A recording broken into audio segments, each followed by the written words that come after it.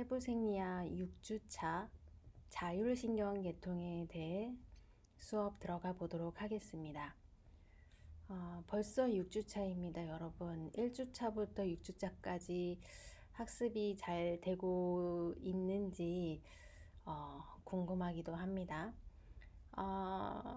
저희 중간고사에 대해서는 이 수업이 끝나고 마지막에 중간고사를 어떻게 진행을 할지에 대해서 여러분들께 전달을 해드리도록 하겠습니다.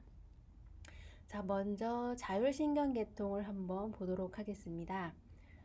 자, 우리가 이전 시간에 자율신경계통에 대해서 한번 언급한 바가 있습니다. 교감신경계와 부교감신경에 대해서 기억을 하시나요? 자, 교감신경계라고 하면은 여러분들이 긴장이 되거나 흥분된 일이 있게 되면은 교감신경계가 활성화가 된다고 말씀을 드렸습니다. 그리고 그 반대로 부교감신경계는 여러분들이 좀 릴렉스한 상태, 편안한 상태가 되었을 때 그 상태에서는 부교감신경계가 활성화된다고 말씀을 드렸는데 기억하시나요? 자, 교감신경계를 보시면은 교감신경계는 신경전달 물질이 노어에피네프린이라고 합니다. 그리고 이 노어에피네프린을 분비하는 섬유는 아드레날린 섬유라고 기억하고 계시면 됩니다. 그리고 부교감신경계는 신경전달 물질이 아세틸콜린이고 이 아세틸콜린을 분비하는 섬유는 콜린 섬유라는 섬유에서 분비가 됩니다. 자, 기억을 해 두시고요. 자, 한번 표를 한번 보겠습니다. 자, 여러분 어떤 그림을 상상을 하시면은 정말 쉽게 이 부분에 대해 따로 외우거나 할 필요가 없죠. 그대로 적용을 하게 되면은 이 표의 이 교감신경 또는 부교감신경에 대한 작용을 그대로 여러분들이 알 수 있게 되는 것입니다. 한번 가볍게 연습을 한번 해보도록 하겠습니다. 자, 이것은 바로 교감신경계 작용에 대한 그림이 되겠죠. 자, 아기가 어떻게 하고 있나요? 상당히 놀란 표정이죠. 딱 보면은 누가 장난을 치려고 아기를 깜짝 놀랍게 하는 장면인 것 같죠.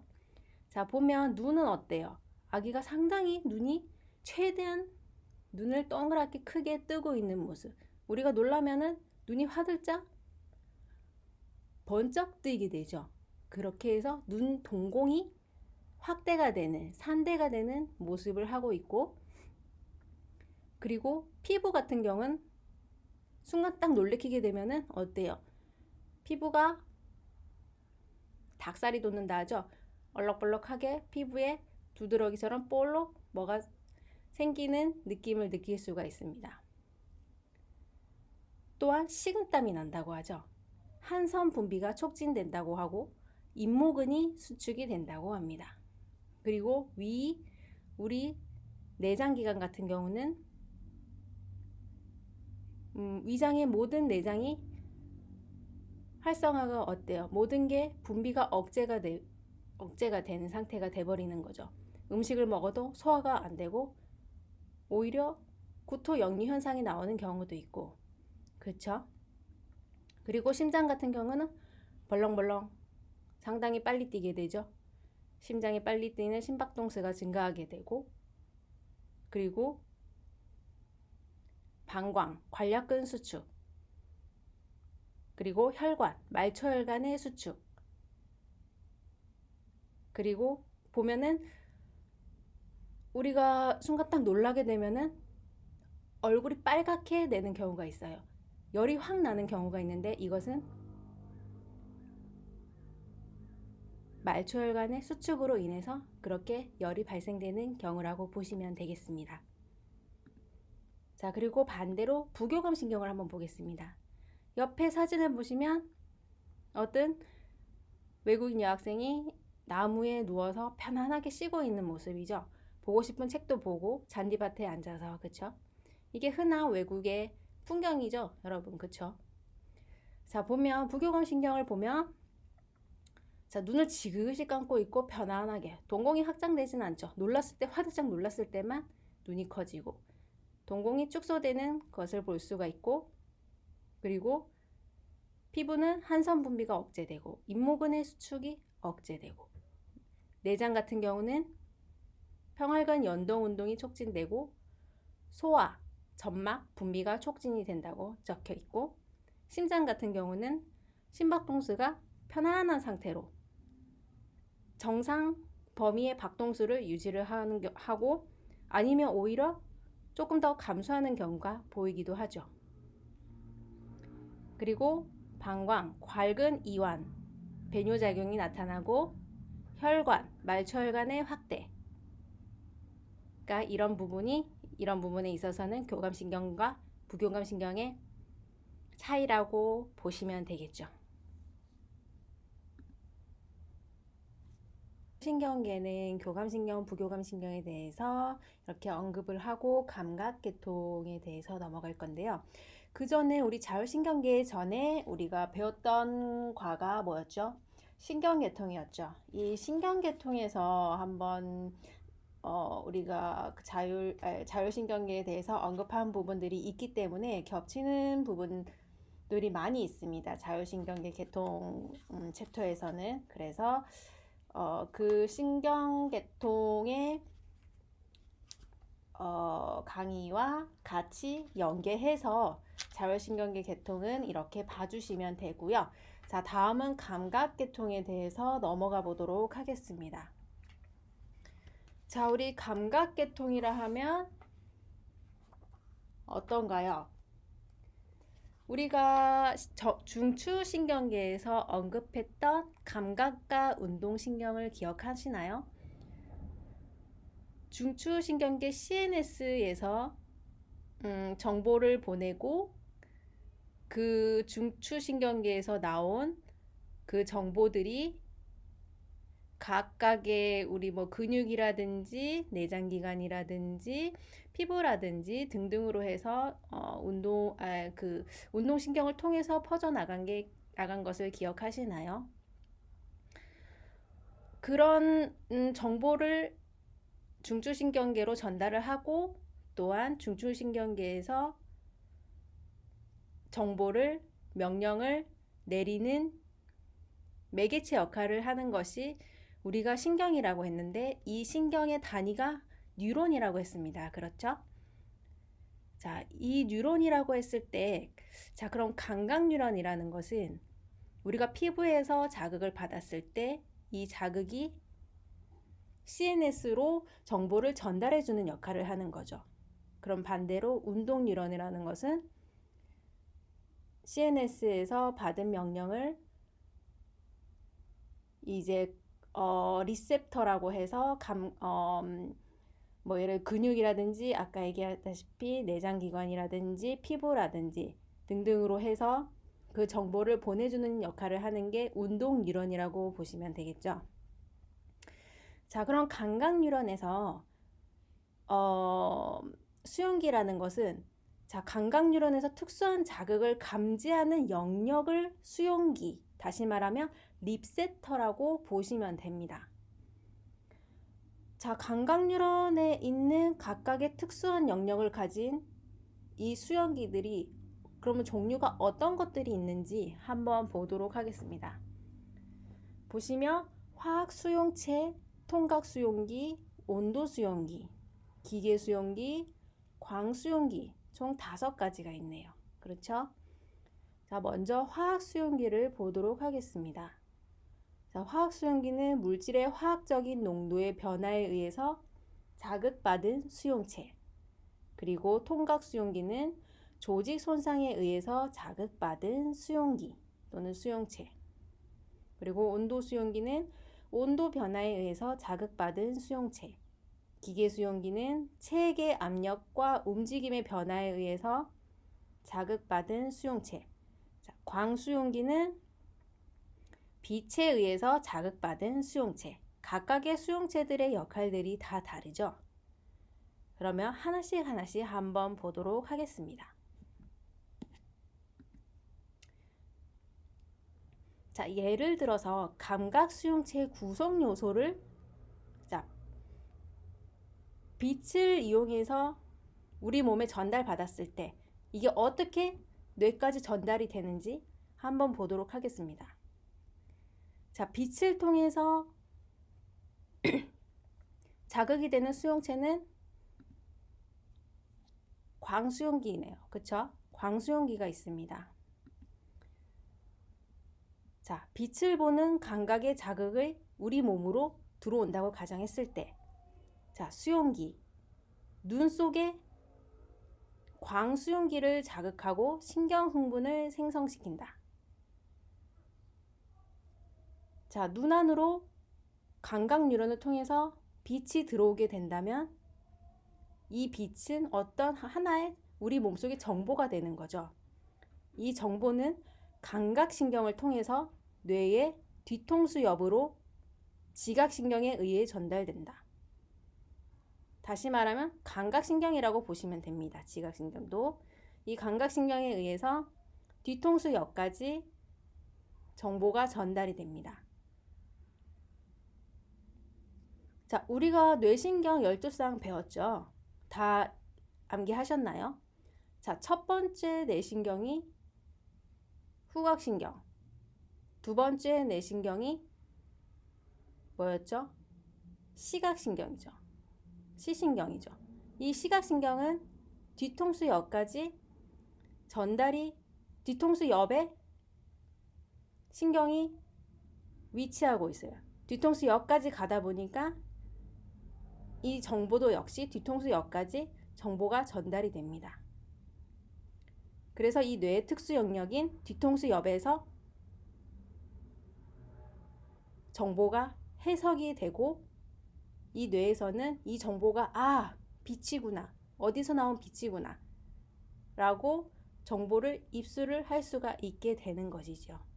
이 과정을 감각 수용기의 리셉터, 다시 말해 감각 수용기가 활성화할 수 있는 하나의 역할, 구성 요소라고 보시면 됩니다. 한번 보도록 하겠습니다. 첫 번째는 투사. 자, 투사라는 것은 뇌에서 감각을 받아들인 후 감각이 가해진 부위로 되돌려주는 과정. 자, 예를 들어서 손가락을 망치질을 하다가 못을 왼손으로 잡고 오른손으로 망치질을 해요.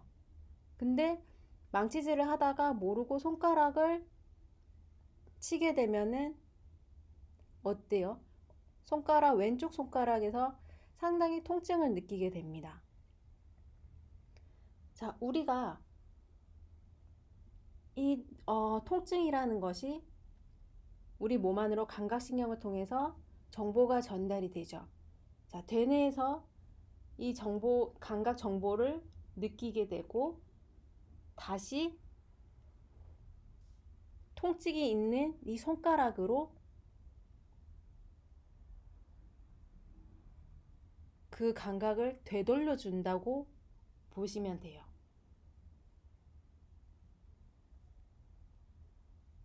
자, 또 다른 예로는 절단 환자분들을 많이 보게 되는데 이 절단 환자분들 같은 경우는 환상통이라는 것을 많이 느낀다고 합니다. 자, 환상통이 뭔가요? 자, 다리가 절단되었을 때 다리가 없는데도 불구하고 있었을 때와 똑같은 통증이 다리가 있던 그 자리에서 통증을 느끼는 것이 환상통입니다. 환상이라는 걸 말 그대로 상상이죠. 상상을 통해서 느끼는 통증을 얘기를 하는데요. 자, 절단 환자 같은 경우는 자, 처음에 절단되기 전에 그 통증을 느끼게 됩니다. 아픔의 통증을 느꼈을 때 그 통증은 우리 몸의 감각신경으로 전달이 되죠. 자, 그랬을 때 그 감각신경으로 전달될 때 그 감각신경 그 신경이 우리 머리 되뇌로 전달되는 과정을 우리는 한번 느끼게 되죠. 그랬을 때 그 느낌이 어떻게 보면 지속이 된다고 보시면 돼요. 자, 다시 말해서 우리 머리에 대뇌 피질의 머릿속에 자, 감각 영역을 담당하는 엽이 무슨 엽이었나요? 마루엽이었죠. 그렇죠. 체성 감각 영역을 담당하는 곳이 마루엽이었습니다. 이 마루엽으로 자, 그 손상되었을 때 느꼈을 때 그 감각 그 정보가 그 신경을 따라서 뇌 머리에 있는 마루엽에 전달이 되게 되고, 그때 이 마루엽에서는 그 아픔의 통증을 지속적으로 정보를 계속 받게 되는 거예요. 그러면서 이 받은 정보는 우리 몸에 그 다쳤을 때 그 부위로 다시 그 아팠던 통증이 전달을 시켜줍니다. 그러다 보니까 다리가 절단이 되었음에도 불구하고 그 절단됐을 때 그 통증 부위가 내 몸에서는 현실적으로는 그 부위가 없음에도 불구하고 신경 전달이 마루엽에 전달하면서 그게 기억을 하게 되면서 그 통증은 지속적으로 아픈 것처럼 느껴지게 되는 것입니다. 그것을 우리는 사지 환상통이라고 하고, 다시 보시면 뇌에서 감각을 받아들인 후 감각이 가해진 부위로 다시 그 통증이 되돌아가는 과정을 우리는 투사라고 얘기합니다. 자, 두 번째로 감각 순응. 강한 냄새를 맡은 후 그 후각은 마비되어 다른 냄새를 맡기 힘들다. 자, 예를 들어 우리가 우리 인체 감각 중에서 후각이 가장 예민하다고 합니다. 그래서 어떤 음식의 냄새를 맡게 되면은 어느 정도 냄새를 맡고 아, 맛있다 이거를 느끼고 나서 다른 음식의 냄새를 맡으려고 하면 이미 앞에서 맡은 그 음식 냄새에 후각이 마비되어서 다음 음식의 냄새를 맡기가 힘이 든다고 보시면 됩니다. 자, 예를 들어서 우리 생활 속에서 예를 들어 향수를 사요. 근데 향수 향이 모두 다 다양해요. 그렇죠? 그래서 이 향도 뿌려서 냄새를 맡아보고 또 저 향도 뿌려서 냄새를 맡아보는 게 일반적인데, 자, 아까 교수님이 얘기했듯이 처음에 향수를 맡게 되면은 후각이 이미 마비가 돼버려요. 또 향수의 향은 상당히 세죠. 그렇죠? 그러다 보니까 마비가 돼서 다음에 향수의 냄새를 맡기가 상당히 힘이 듭니다. 그러다 보니까 중간에 우리가 원두 커피 있죠. 원두 커피를 향수 파는 가게에 가면은, 매장에 가면 이렇게 컵에 원두 커피를 이렇게 올려놔요. 보신 학생들이 있는 줄 모르겠는데, 이렇게 원두 커피를 올려놓는 거는 향수 냄새를 맡고 그 다음에 원두 커피 향을 맡게 되면은 그 이전에 맡았던 향수 향이 좀 누그러진다고 합니다. 어떻게 보면 씻겨지는 거죠. 그래서 원두 커피 향을 맡고 다시 또 다른 향수를 맡게 되면 바로 연이어서 향수 맡고 향수 맡는 것보다는 훨씬 더 냄새를 잘 맡을 수가 있다고 합니다. 이거는 살짝 다른 데로 센 거고요. 자, 그렇게 그만큼 이제 우리 후각은 마비가 쉽게 되기 때문에 다른 냄새를 맡기가 힘든 거는 수능 때문이라고 보시면 돼요. 수능이 돼서 다른 향을 맡기가 힘들다는 거죠. 자, 다음으로 통각수용기를 보면, 통각수용기는 수능이 불가하다. 그 외 압력과 촉각에 대한 수용기는 빠르게 수능을 한다. 그 외 고유 수용기와 혈액 화학을 감지하는 수용기는 매우 느리게 적응을 한다. 각각의 수용기마다 수능이 되기도 하고 안 되기도 하고 또 수능이 빨리 되기도 하고 느리게 되는 것을 알 수가 있습니다. 그리고 일반 감각은 일반 감각은 체성 감각으로서 우리 온몸에 퍼져 있는 감각을 얘기합니다. 이 일반 감각 역시 수능이 되는 감각이라고 보시면 되고요. 두 번째로 특수 감각은 머리의 특수한 기관으로 미각도 있고 후각도 있고 시각, 청각, 평형 감각을 이끌어서 특수 감각이라고 하며 이것도 역시 수능을 하는 감각이라고 보시면 되겠습니다. 자, 그러면 일반 감각 한번 보도록 하겠습니다. 자, 우리 감각은 우리 몸에 분포되어 있는 감각은 뭐뭐가 있나요? 통각이 있고 앞각이 있고 냉각, 온각, 촉각이 있습니다. 자, 그림을 한번 보면은 자, 맨 위에 털이 이렇게 나와 있는 겉면을 표피라고 했죠. 그리고 그 아래 진피가 있고 진피 아래 피하 조직이 있습니다. 그렇죠? 자, 그랬을 때 자, 보시면 아픔을 느끼는 통점, 그리고 차가움을 느끼는 냉점, 그리고 압력을 느끼는 압점, 그리고 닿는 곳, 촉각이죠. 촉각을 느끼는 촉각점, 그리고 따뜻함을 느끼는 온점. 다 어디에 분포되어 있나요? 봤을 때 표피에 있나요? 진피에 있나요? 피하 조직에 몰려 있나요? 모두가 진피에 몰려 있는 것을 볼 수가 있죠.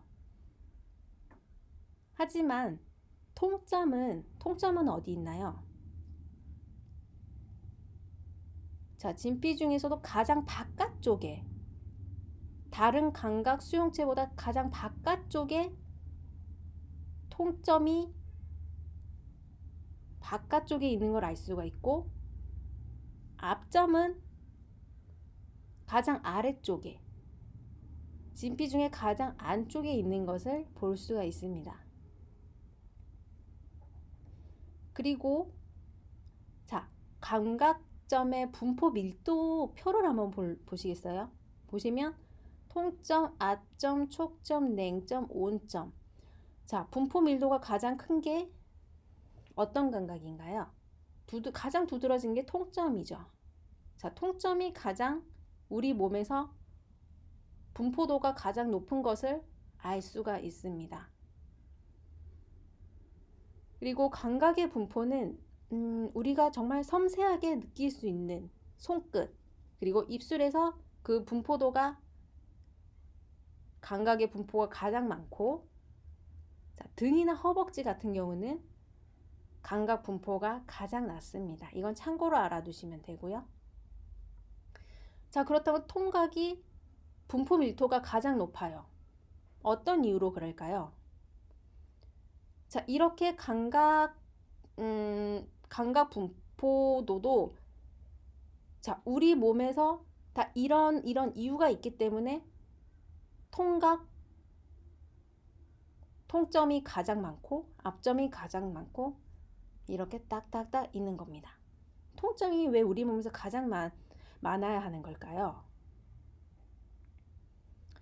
자, 통각이라는 것은 우리가 피부를 꼬집거나 어디에 부딪히거나 핀에 찔리거나 그리고 뜨거운 물에 데이게 되면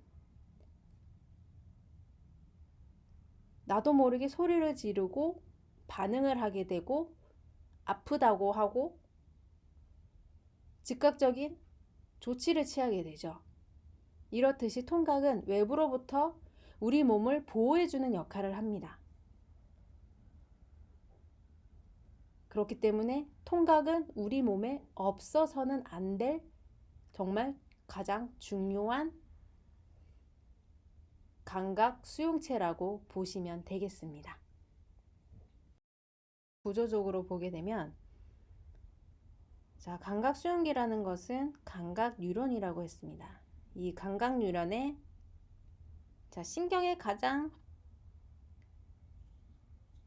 핵이 있으면은 그 정보, 다른 뉴런에서 그 정보를 수상돌기를 통해 받는다고 했죠.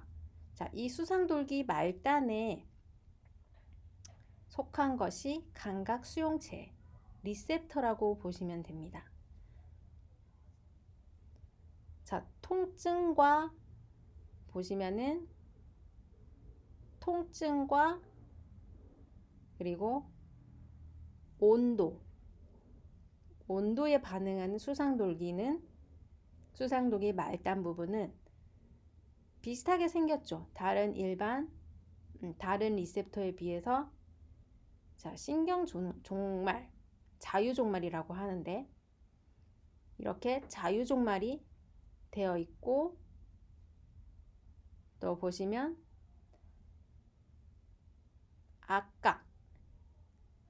압력에 반응하는 수상돌기 말단 부분은 자, 이렇게 동글동글동글하게 쌓여져 있죠. 자, 피막으로 둘러싸여져 있습니다. 또한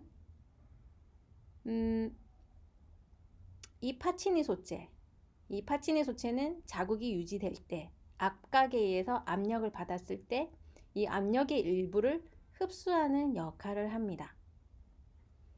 그리고 냉각 수용기는 크라우제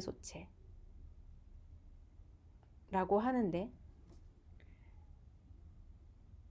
이것은 표피의 바로 밑에 위치를 하고 있고 그리고 냉각에 흥분을 하게 되는 거죠. 그러면서 온각을 억제를 시키게 되고 반면에 온각 같은 경우는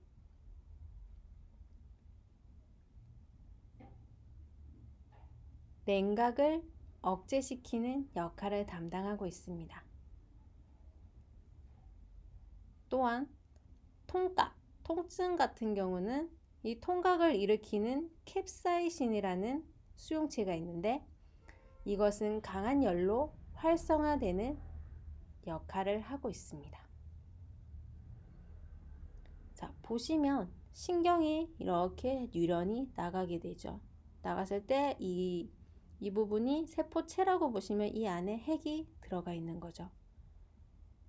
그리고 수상돌기 말단이 각각 다른 모습을 쉽게 볼 수가 있습니다. 다음은 통각을 좀 더 자세하게 보면은 수상돌기 끝부분이 어떤가요? 모두 가지처럼 삐져나온 모습을 하고 있습니다. 자, 이 통각이라는 것은 가장 표피층에 있다고 말씀을 드렸는데요. 자, 아까도 교수님이 얘기했다시피 통증 없이는 우리는 절대 살 수가 없습니다. 그렇죠? 통증이 어떻게 보면은 몸이 보내는 가장 중요한 신호라고 보시면 되는데 펄펄 끓는 예를 들어 냄비에 손을 넣었을 때 통각이 없어서 뜨거움을 못 느꼈을 때 그대로 우리는 화상을 입어버리게 됩니다. 그렇죠? 이 통각으로 인해서 손을 뜨거운 물에서 빨리 뗄 수가 있고 우리 몸에 화상 정도를 예방을 할 수가 있게 되는 거죠. 외상을 예방을 할 수가 있습니다.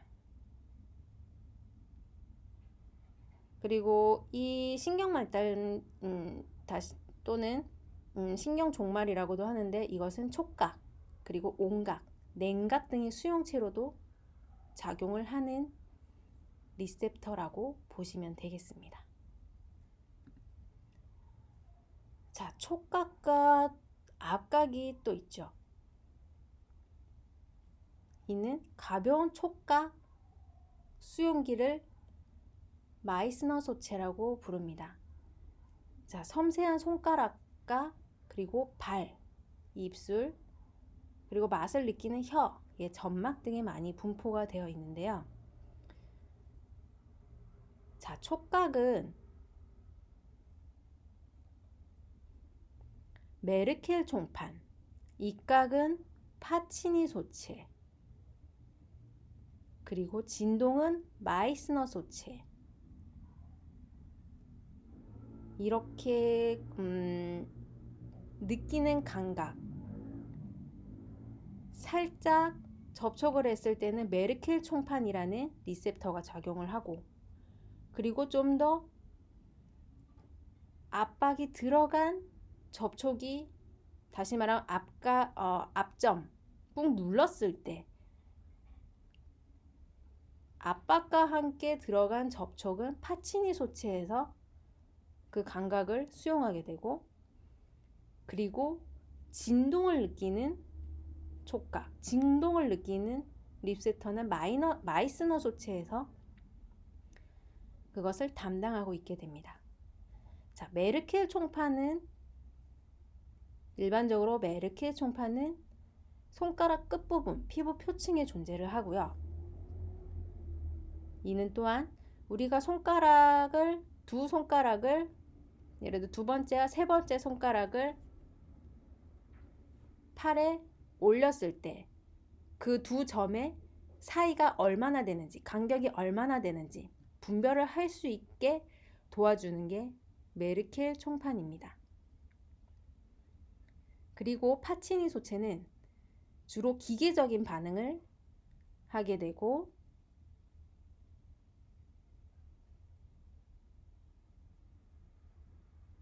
압각을 전달합니다.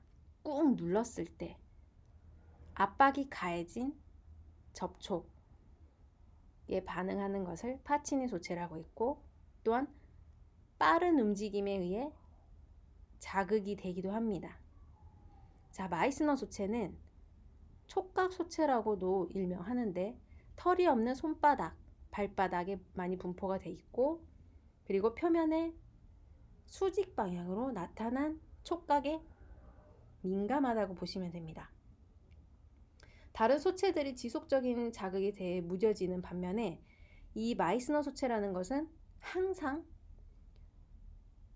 어떤 감각에 대해서 수능에서 이 감각을 못 느끼는 것이 아니라 항상 접촉에 대해 예민하게 반응하는 것이 이 마이스너 소체라고 보시면 되겠습니다.